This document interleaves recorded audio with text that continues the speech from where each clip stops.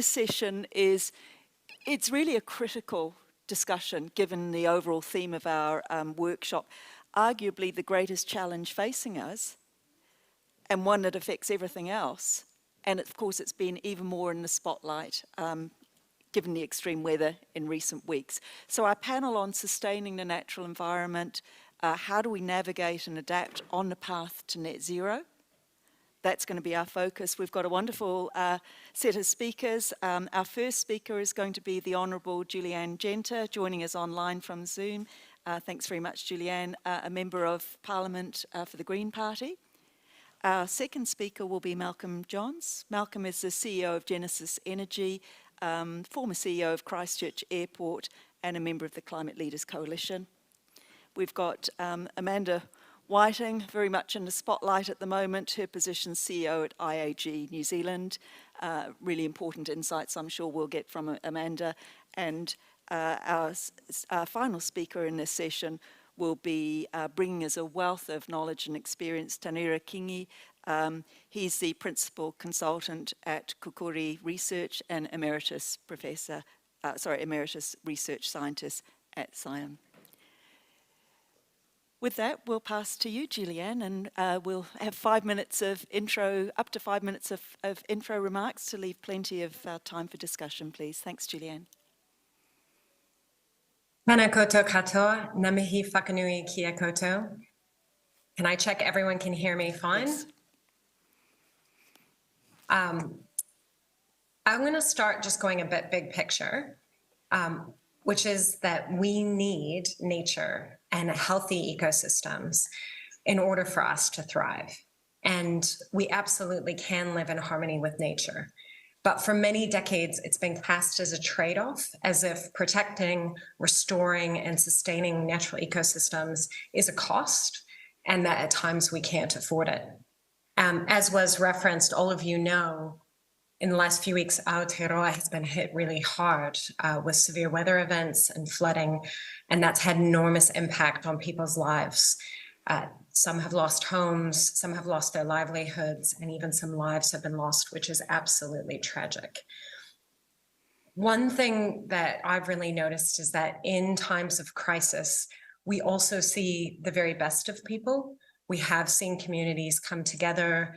We've seen people bravely face danger to help their neighbors.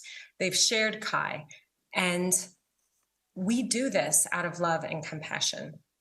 Our human civilization has largely progressed because of cooperation. And I think we all know that it feels good to help other people. We raise our children out of love. We look after our sick relatives. We make meals for friends. We volunteer. But our current economic system ignores some of the most important mahi that we do. It only values commercial transactions. So it pretends the only things that matter are those times when money is changing hands. And it really cannot differentiate when money is earned as the result of a genuine contribution, which many times it is, or whether wealth is being amassed through some exploitation, whether that be of people or of natural resources. So just as an example, globally, we have this outrageous situation where the biggest oil companies, the industries most responsible for some of our ecological crises and the climate chaos we're already starting to experience, made record profits last year in 2022. We have a handful of people who are supposedly worth thousands of times more than our essential workers who actually keep our economy going. You know, the people who collect our rubbish, midwives, nurses, early childhood teachers, and also the people who stay home to raise children and look after relatives and community members. So I think in order to sustain our natural environment, we need to really execute a big shift in how we approach the economy. The reality is that everyone needs a decent, secure place to call home, nourishing kai, healthcare, education. And when people have those needs met, they're able to bring their best selves. And we're going to need everyone, because humans are going to need to cooperate like never before in order for us to combat this climate crisis and adapt to the warming that's already locked in. So that's the big picture. Everyone can have a livable income and live with dignity. if we change some of our tax settings to tax wealth and excess profit of some of those corporations that have been doing too well. There's two other big important ideas, which I'll briefly touch upon. So my background before I got into politics was urban regional planning and transport planning. There's a huge opportunity to design our infrastructure and our human settlements in a way that works with nature rather than against it. And it's kind of a win-win, but it does mean doing things differently. And so I guess changing those institutions that are usually responsible for delivering that infrastructure, helping people get on board with new ways of doing things and devolving more responsibility to communities is how I think we're going to facilitate that. And finally, Half Earth. I don't know if there's a wonderful book called Half Earth, and it really stresses the importance of wild places. And humans, part of how we respond to climate change, I think, has to be just allowing more land and more of our oceans to be completely untouched by humans for a while so that life can bounce back. Well, actually, probably in perpetuity. But I think the current focus on net zero maybe is a little overly focused on accounting, and we need to just recognize we're not going to be able to account for all the things. We just need to focus on more land, more of our oceans being protected and conserved. Thank you very much for those remarks, Julianne. With that, we'll move on to Malcolm, please. Kia ora tātou, everybody. Ngā mihi ki te mana whenua. What I thought I'd do is just talk a little bit about my practical experiences in this area over the last 3 or 4 years. And in 2018, the Prime Minister asked me if I would be one of New Zealand's delegates to the APEC Business Council, which I agreed to, which is made up of the 21 economies of the Asia Pacific region.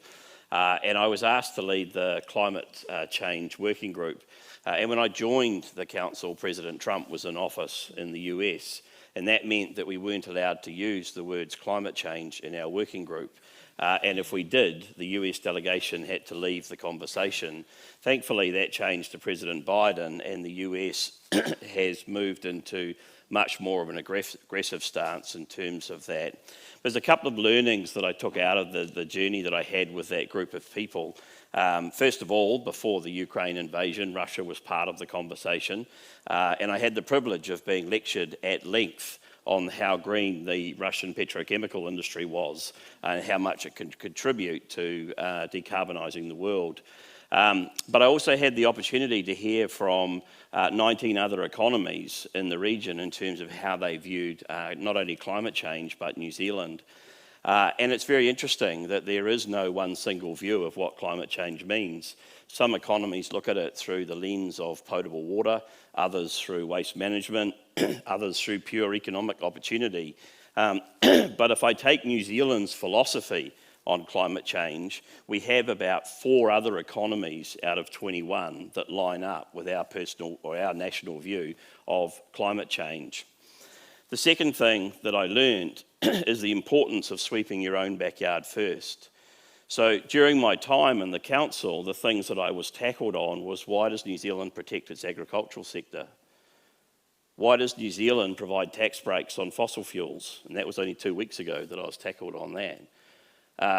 Things like, why does New Zealand protect its national airline, one of the most protected airlines in the world? And those were things that really surprised me, because coming from New Zealand out to the rest of the world, they weren't perspectives that I held, but they are views from the outside looking in.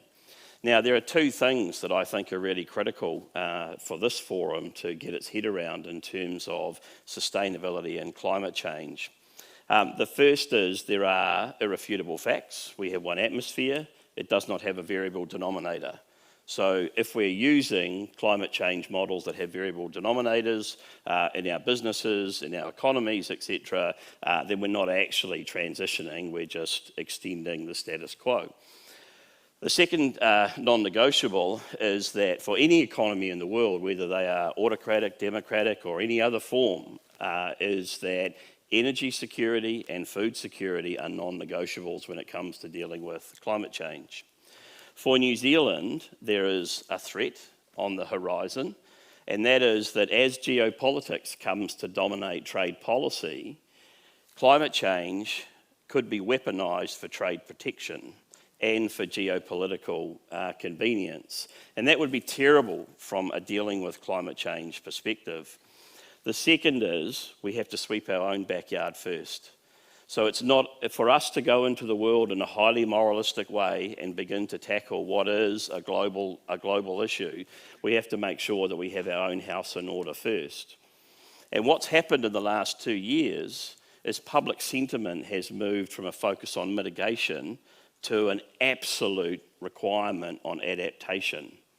And one of the challenges we have in terms of critical infrastructure has come to the fore over the last month or so. And that is that much of the infrastructure that is critical to food security, to energy security, to transport and logistics, etc. in New Zealand is built on the ambition of a previous generation. It's not built on the ambition of a current generation. And our ability to move that to a much more resilient state is hampered primarily by the consenting processes that have to be followed in New Zealand under the Resource Management Act. We treat critical infrastructure under that Act the same way we treat building a Burger King on a corner. And we have to ask ourselves, really, do we want up to 40 cents in every dollar invested over the next 20 years going into a process to get a consent to either add new critical infrastructure to deal with energy transition in New Zealand, or to move existing critical infrastructure to new locations so that we can become more resilient in events like Cyclone Gabrielle? So the two things that are critical to New Zealand: sweep our own backyard first and understand the non-negotiables of climate change from a social perspective, and make it easier for businesses in New Zealand to invest money in adaptation rather than in the process for permission to begin the process of adaptation. Thank you. Thank you very much, Malcolm, for those remarks. Amanda?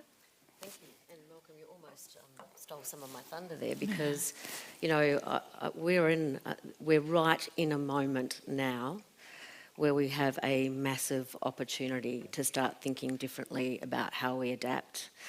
We've just experienced 2 major peril events in the space of 2 weeks, and I believe that's going to be the new normal.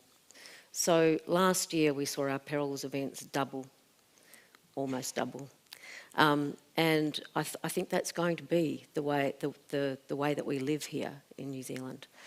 So just to give you a few statistics around where we're at. There's been 78,000 claims lodged for the last 2 events. That's bigger than Kaikoura. We've had an event in Auckland that I've been in insurance a long time, and I've never seen an event where there is flash flooding in a city. It's pretty incredible. Cyclone Gabrielle has spread across the whole North Island, so we're no longer talking about how we support a community. It's supporting multiple communities. And I was in Hawke's Bay a couple of days ago and talking to my team in the afternoon, and they said, just give us some words to describe what you've seen. And I said, I actually can't, because there isn't a word big enough for me to describe what has happened here in this community. And I'm raising all of those things because I think we have to step into the and. We definitely need to be thinking about how we're reducing carbon emissions, but we also need to be focusing in on adaptation.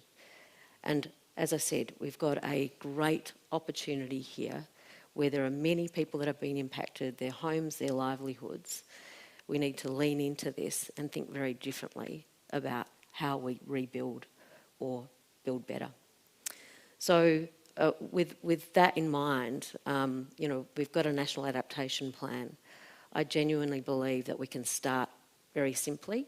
It's always difficult when you look at these things in big picture, but my view is that we can start really simply by just identifying where these high risk areas are, and we've got the mapping, government have got the mapping, other stakeholders have got the mapping, pull that all together, and then move to stopping development in those areas unless it is in a way that actually mitigates any of the risk.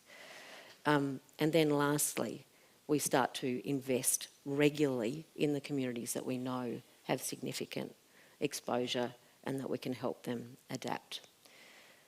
So I might stop there. Thank you very much. can pass over to you, Tanira. Tuatai, e mihi mai rā kia tuheitia po te tau te whero te tuawhitu. Hei maru tia I runga te kaupapa whakahira kei mua a tātou. Ako te mana whenua, te haukainga, a tainui waka, tēnei ka mihi, tēnei ka mihi ake rā ki a koe, pare kāwhia, Jason, pai te kitia, Rotawa. Well, good morning, everyone. I'm going to pick up on the point raised earlier about the protection of the agricultural sector. And my interest here is in the primary sector's ability to be able to reach the net zero targets of 2050, but also the agricultural sector's ability to meet the 2030 domestic target of reductions of 10% by 2030. And in recent years, we have had a number of cries from the sector to say that the sector has never been under so much pressure from regulation. But at the other end of the spectrum, we've got commentators and others who are saying that it's long overdue and the agricultural sector should have gone into the ETS a long time ago. But I want to look at the position in between regulation and market demands, market requirements. Because right now we have a number of our biggest buyers of our products, such as Nestle, Danone, Mars, Olam, some of the biggest ingredient and product buyers in the world, who have very, very ambitious targets, much more ambitious targets than we have in our domestic targets under the CCRA, of reducing emissions by 50% by 2030, and then going through to net zero by 2050. Danone has just come out in 2023 and said that they want to see the supply chain of all of the milk that they produce reducing by 30% by 2030. So we've got a target of 10%, and there is resistance there.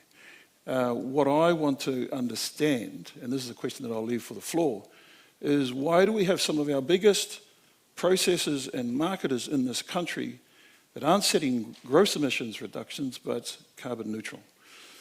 The second point I want to make is around the inertia that has some parts of the agricultural sector has in opposing change. And if we look back at the history of the agricultural sector, and some would say it started in 1814 when Samuel Marsden brought over a number of beef and dairy cattle, which were the start of the agricultural industry in the country. And if we look at the timeline from then through to 1871, when the first cooperative was produced, through to 1923, when the Dairy Board was established. A few years later, New Zealand's Agricultural University was set up, now Massey University, in 1926, and in 1927 we had the Dairy Research Institute. That's all happened in the last 100 years. So my question is, have we got the right institutions to drive the change that's needed? We've got levy, and this is not a criticism against our levy-funded organisations, but when their very existence relies on collecting levies from farmers that want the status quo to continue, we've got to question whether we've got the right institutions to drive the restructuring that's needed. My final point is around Māori agribusiness and Māori agriculture.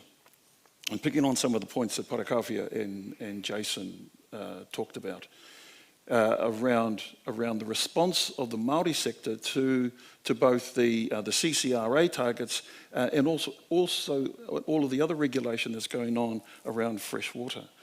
And there are a couple of things that we need to understand there. Firstly, that the elected representatives of these organisations are there as hungatiaki. So they are appointed by their family and hapu representatives to make sure that that land, the water and the people are protected. So their identity doesn't depend on them being a dairy farmer, a sheep and beef farmer, or a forester. It's about doing the right thing. So I might just leave it at that. Thank you. Thank you very much. Wow, what a rich set of intro remarks coming from such a wide range of experience and expertise. It's kind of difficult to know exactly where to start, but I will open it up to, if people would like to take the microphone, please wave out and we'll get a microphone over to you. Otherwise, I think partly because of the nature of our panellists, we're going to end up with some rather specific questions to the individual panellists. So I will tend to direct some of these questions to particular panellists. But of course, if somebody else has something burning that they would like to jump in, but don't worry, there's questions for all of you I'm seeing coming through here. Okay, do wave out on the floor if you've got anything. Julianne, if you don't mind, I'll start with you. We've got a question come through on Slido on electric car subsidies. It would be interesting to hear from you how can the government handle the inevitable inequity issues that would accompany or that do accompany car subsidies?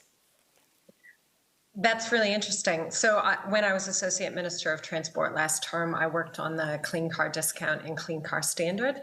And I assume that the person asking the question is asking about the Clean Car Discount. Yes, I think so. Just to make it really clear, it's not a subsidy for cars.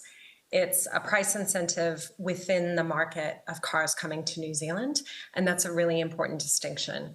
If we were to fund the discount from the General Consolidated Fund, from education, health, or money that would otherwise be used for other purposes, it would, I think, be a subsidy. And I was really very determined not to do that. That wouldn't have made sense.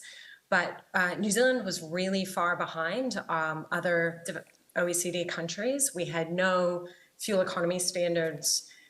We had no price incentive for cleaner cars. Most of the people who are buying new to New Zealand cars are actually corporations or, car rental companies, businesses. And then there's a really small percentage of New Zealand households that buy new to New Zealand cars. And the most polluting cars, like the highest emissions ones, were actually new cars, not secondhand. So, but most New Zealanders buy secondhand vehicles within New Zealand. So the purpose of the Clean Car Discount was to provide both the financial incentive for the suppliers to bring in lower emissions vehicles, including zero emissions vehicles, and then the standard kicks in as well. So those two policies work in tandem to change the vehicles that are being brought into the fleet. And then the more clean vehicles that we're importing, the more that will filter through to the secondhand market. So there was no way to influence the cars coming to New Zealand without a standard and without some sort of price incentive. And we can see there's been a really strong response to that policy, much faster response than what was anticipated. So far more zero emissions and low emissions vehicles coming in now than we expected. So I think it's been successful from that point of view.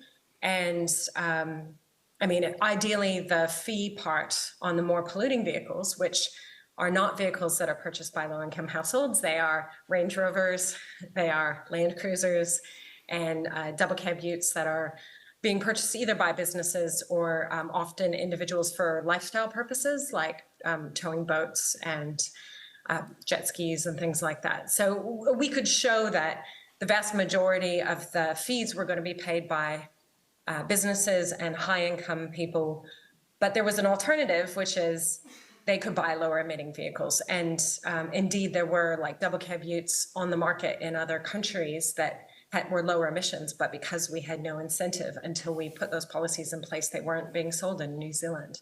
So I think the way to address inequity in transport is to address inequity in incomes. And that's why I talked at the beginning about income support, guaranteed minimum income. When you have less inequality, then price signals aren't such a big deal.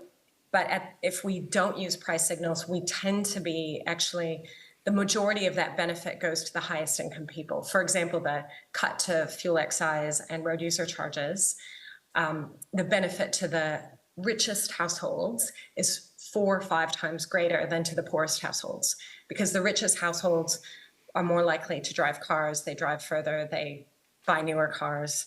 So I think, we have to address inequality in society, and we have to address emissions in an effective way. But we can't do that by subsidizing fuel use and cars for the rich people or businesses. Thanks very much, Julianne. And I guess we've also got these interesting emerging issues of the number of cars that have been written off or will be written off, that's going to bring a whole, well, perhaps Amanda might tell us it brings some remarkable opportunities as well, but there's certainly some challenges, including in terms of equity for many people whose cars are written off, particularly those who are not insured, I might add. I'll come back to you in a moment, Amanda, but if I could address a question to you, Tanira, please. We've got a question on what does net zero mean for farmers? And how do they position themselves to be part of a net zero value chain?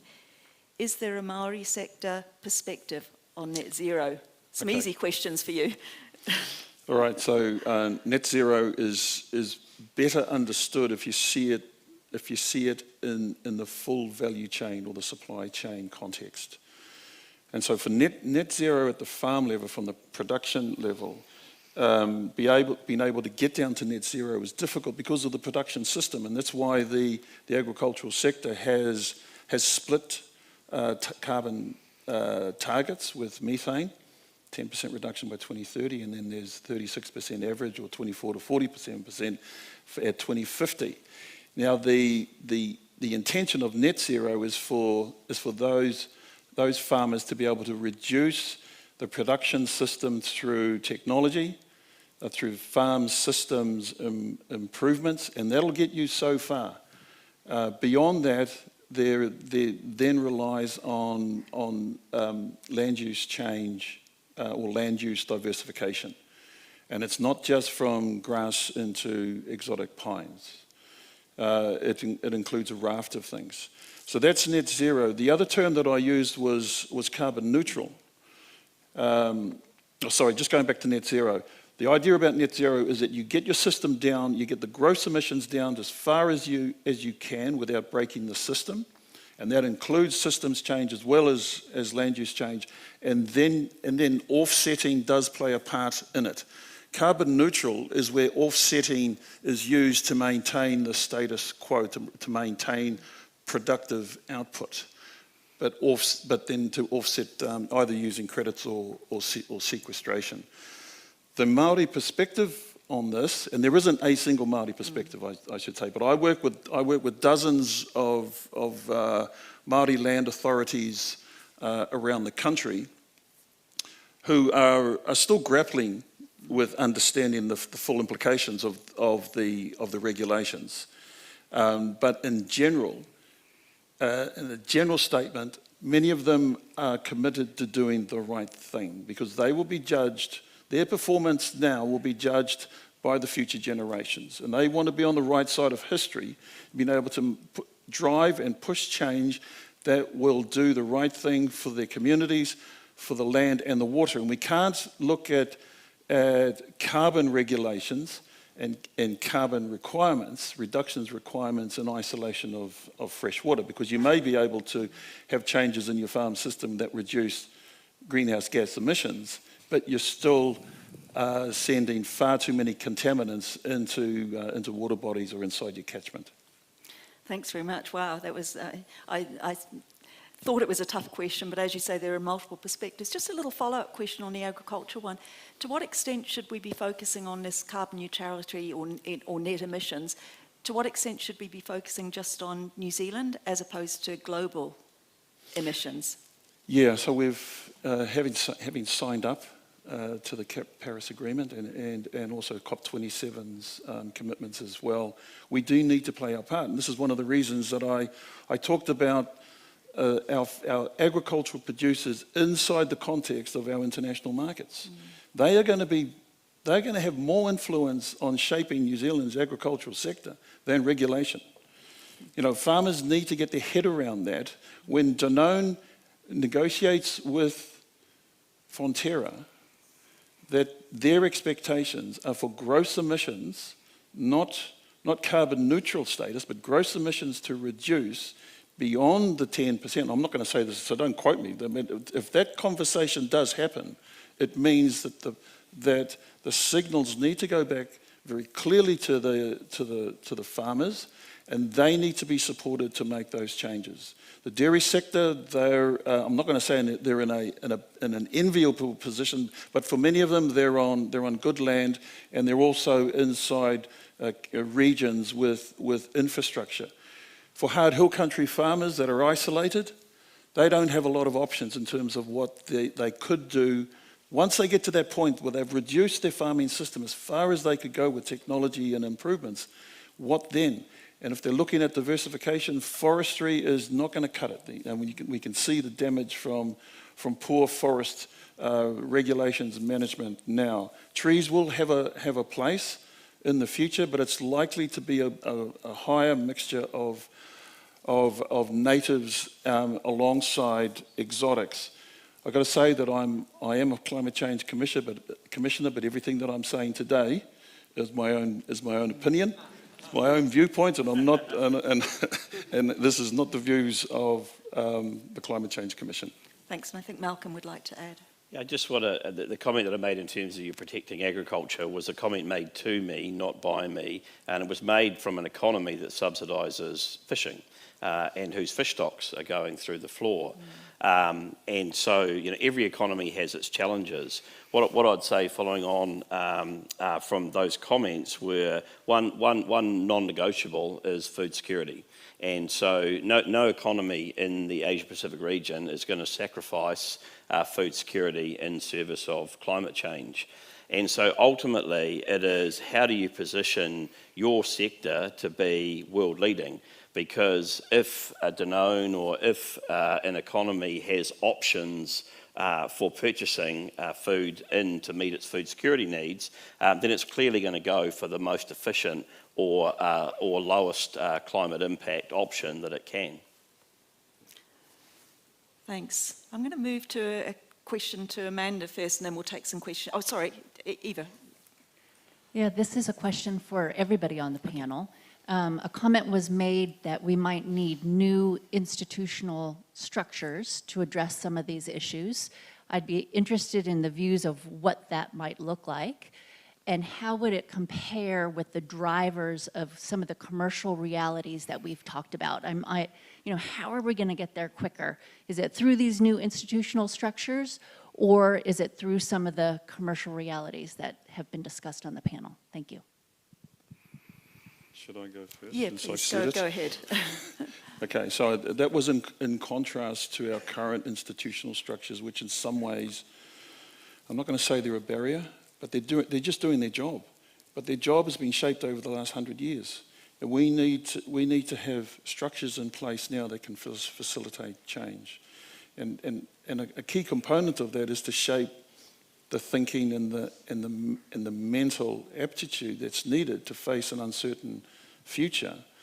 And that where we have come from as a sector, and I will just talk about the agricultural or primary sector, is that we're very good at producing high volume, low to medium value products that go in as ingredients into other value chain systems internationally. We need to be able to shift that. If I go back to the food security point, which is really valid, that if we don't structure our systems in a way that we can actually produce food, not food ingredients, we can do that, but we also need to be able to produce food domestically for a growing population in New Zealand, that we don't know the extent of the next disaster that's going to happen. We've already had now the Hawke's Bay and East Coast agricultural, farming and horticultural sectors that have taken a hit. If that happens on a wider scale, we need to be able to design new infrastructure for alternative processing. And right now we've got the fundamentals there to be able to do that, but it's around getting the signals right, getting the incentives and the penalties in place that will drive that change. Thanks. Julianne, did you want to add in?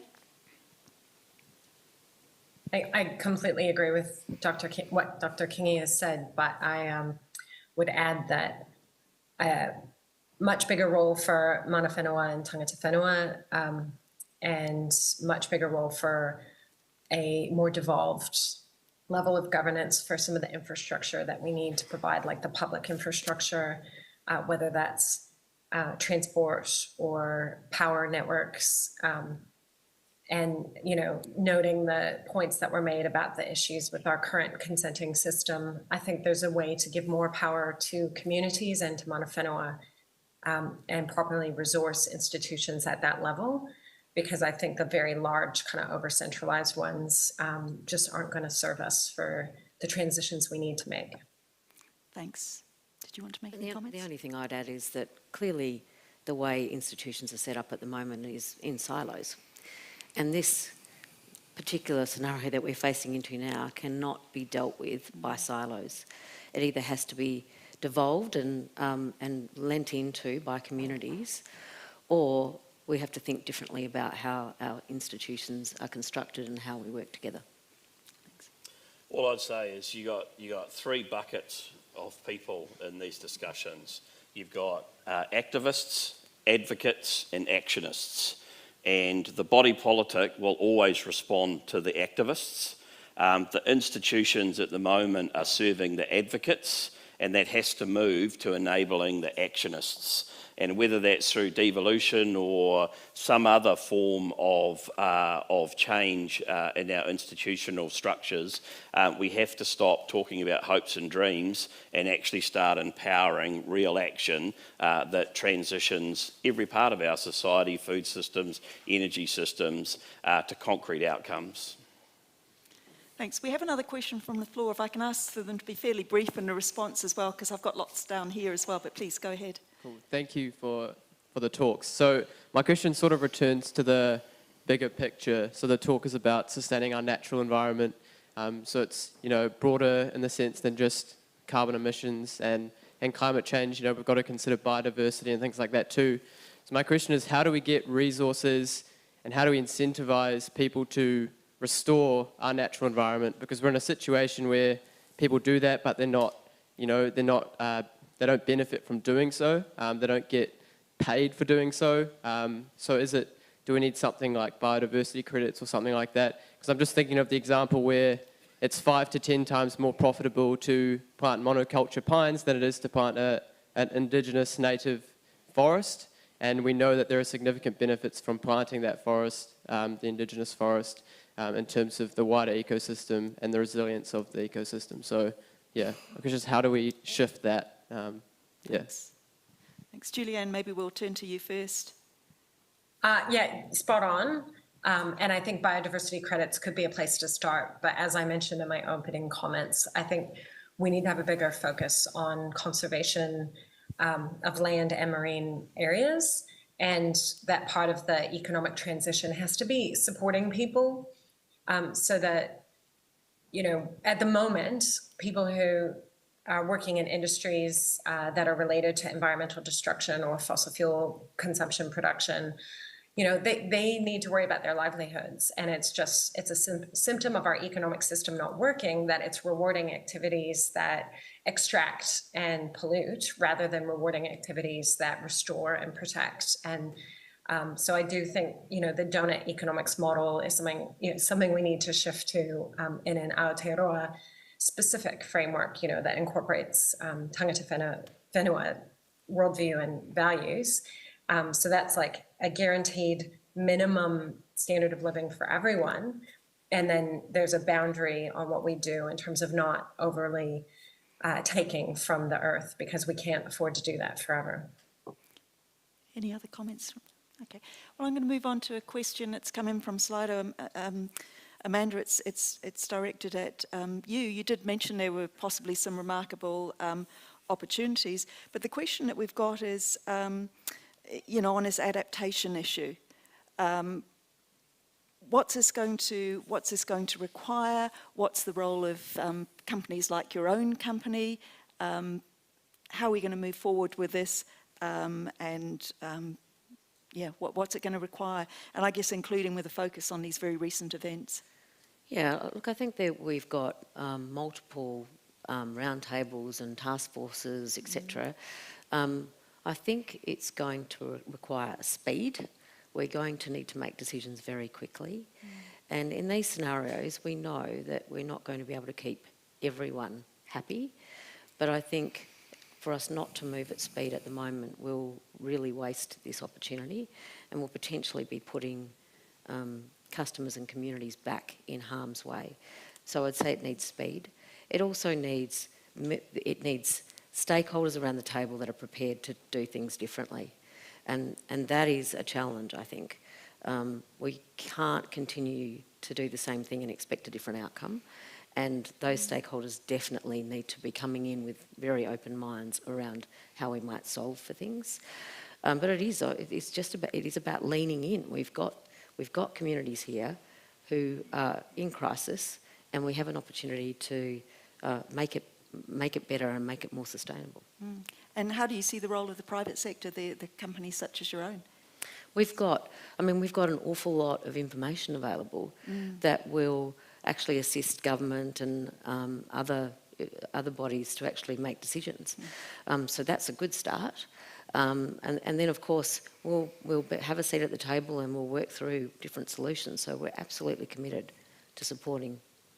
Yeah, thanks very much. Jason, can we get a microphone to Jason, please?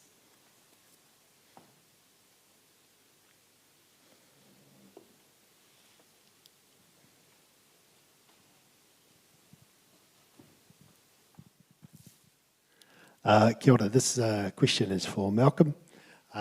Just imagine if you were, tomorrow, you became the Prime Minister. You became the Prime Minister. Now, what would you do to address those 2 points that you made about, sweeping in our own backyard and also dealing with the geopolitics and its impact on our ability to address climate change and climate adaptation? Kia ora. That's more of a nightmare than an imagination, I have to say, Jason. I think that the first thing in terms of sweeping our own backyard is let's be honest. Okay, let's be honest about what our own backyard looks like. We too are a democracy. We too have real bottom lines. The cost of living crisis has shown that despite our commitment to zero carbon 2050, we're prepared to offer tax breaks on fuel, fossil fuels. Okay, that's a reality. So let's just be honest about that stuff. We live in a democracy, and that democracy is going to shape our ultimate response to climate change. In terms of food production, we should do everything we possibly can to minimise the impact on our environment from food production. But we should never eliminate the fact that we're a food producer in the world. Let's be honest about that. Let's just be the best food producer that we can be. But we have low-hanging fruit, particularly in transport and industrial heat and energy transition. You can't transition energy if you don't transition assets. Okay, if you've got a combustion engine car, you can't put electricity into it. So if you focus on transitioning assets, the energy transition will occur naturally behind that. Now, for both of those things to happen, you need access to capital and you need regulatory settings that enable rapid asset transitions in your economy. I'm just learning the new sector I'm going into, but everybody I talk to talks about how hard it is to consent renewable energy development, how challenged we are from moving electrons around our country, and when we do, distributing them around our cities. Christchurch has an electricity distribution system built to 5 kVA. Auckland's built to 2 kVA. Which city's going to electrify quicker than the other one? Okay, so those are things that I would focus really heavily in. In terms of geopolitics, maintaining an independent foreign policy is going to be our biggest asset and our biggest challenge over the next decade. Well, thank you very much. I'm actually going to close the questions now because I can see the timer running down. That's a wonderful move into the next session, which of course is going to be focusing on China and the West, so we're taking us right up that international level. Well, I really do sincerely thank these panellists, Julianne online, our 3 panellists in person. I think we'll all agree that the insights that they brought were incredibly rich, quite diverse insights. We've got sectoral insights, we've got government insights. Just the wealth of experience and insights that you brought, I think, are very much appreciated. Also appreciate the questions that came through from the audience. So I'd like to thank our panellists very much.